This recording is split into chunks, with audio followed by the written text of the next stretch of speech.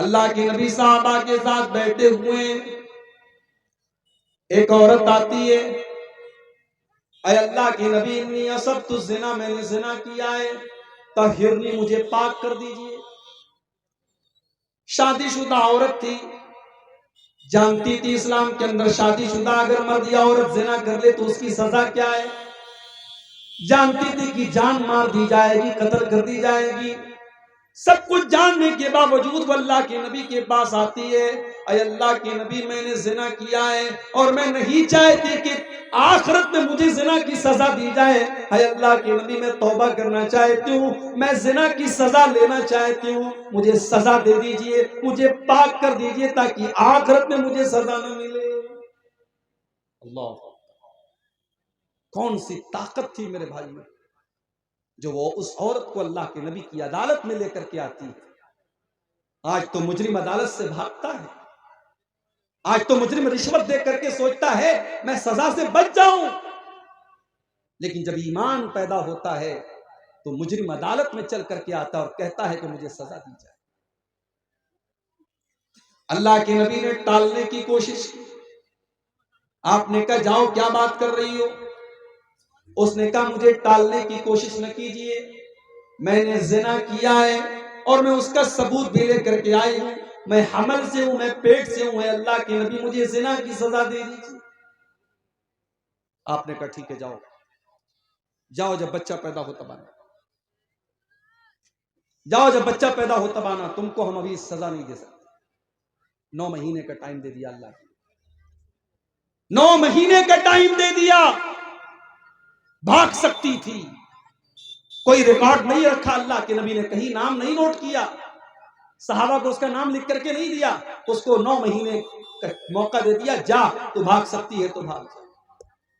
9 महीने गुजर गए, बच्चे का जन्म हुआ, बच्चे को गोद में लेकर के आती है, अय अल्लाह के नबी मैं वही औरत हूं, मैं वही गामेदिया हूं जो 9 महीने पहले आपके पास आई थी और आपसे ये कह रही थी कि मुझे जिना की सजा दे दीजिए। अय अल्लाह के नबी मुझे पाक कर दीजिए, मुझे जिना की सजा दे दीजिए।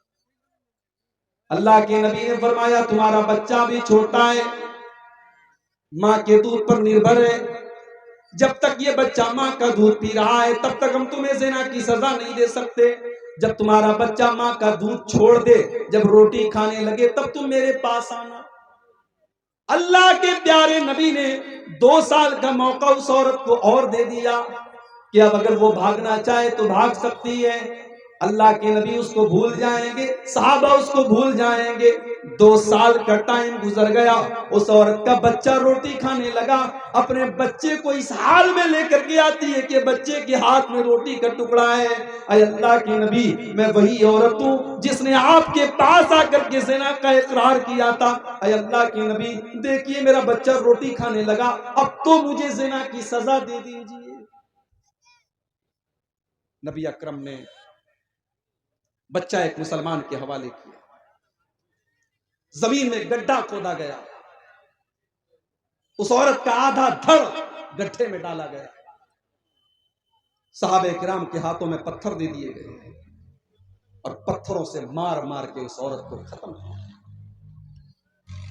कभी आपने तसव्वुर किया है जिना की ये सजा?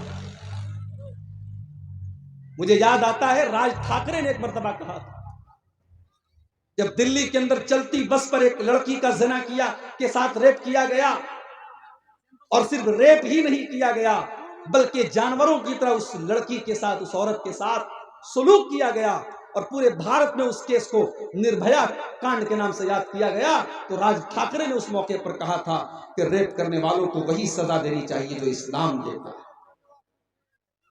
मगर यहां एक बात नोट कर लो, हमारे यहां जब रेप की बात आती है तो रेप का मतलब होता है बलात्कार, रेप का मतलब होता है जबरदस्ती किसी के साथ ताल्लुक कायम करना।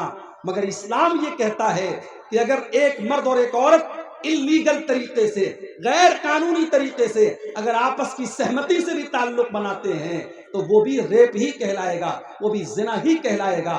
ये अलग बात है कि हमारी अदालतों में अगर आपस में सहमति से ताल्लुक कायम होता है तो उसको रेप नहीं माना जाता है, मगर इस्लाम की नजर में अगर बगैर शादी के और बगैर शरई तरीके के अगर मर्द और औरत का मिलन होता है तो वह जिना ही कहलाएगा, चाहे वो सहमति के जरिए हो चाहे वो जबरदस्ती हो, और दोनों को सजा दी जाए।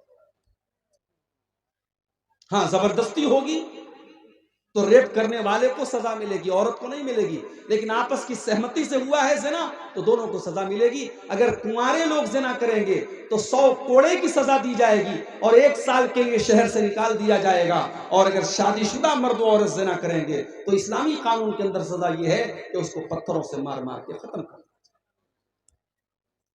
जब उस औरत को जिना की सजा दी जा रही थी, हदीस के अल्फाज हैं, हजरत खालिद बिन वलीद रजी अल्लाह तआला अन्हु भी पत्थर मारने वालों में शामिल थे। जब उन्होंने पत्थर मारा तो उस औरत के खून के कुछ छींटे हजरत खालिद बिन वलीद के कपड़े पर आ गए। उनकी जुबान से कुछ नासेबा कलमात उस औरत के बारे में निकल गए कि कैसी नापाक औरत के खून के छींटे मेरे कपड़े पर आ गए। अल्लाह के प्यारे नबी के कानों में हजरत खालिद बिन वलीद के जुमले पड़ गए। आपने फरमाया, महलन या खालिद, ऐ खालिद खबरदार खबरदार, लक़द ताबत तौबतन लौ ताबा साहिबु मुहसिन लगुफिर लहू। ऐ खालिद, इस औरत ने इतनी सच्ची तौबा की है, अगर कोई चोर, कोई डाकू, कोई लुटेरा भी अगर ये तौबा कर लेता तो अल्लाह उसको माफ कर देता। और एक हदीस के अल्फाज में यह है कि अगर मदीना के 70 गुनहगार भी ये तौबा कर लेते तो अल्लाह ताला 70 गुनहगारों की तौबा को कबूल कर लेता। इसने इतनी पावरफुल तौबा की है। गुनाह का होना ये बड़ी बात नहीं है, गुनाह के बाद इंसान तौबा कर ले ये बड़ी बात है।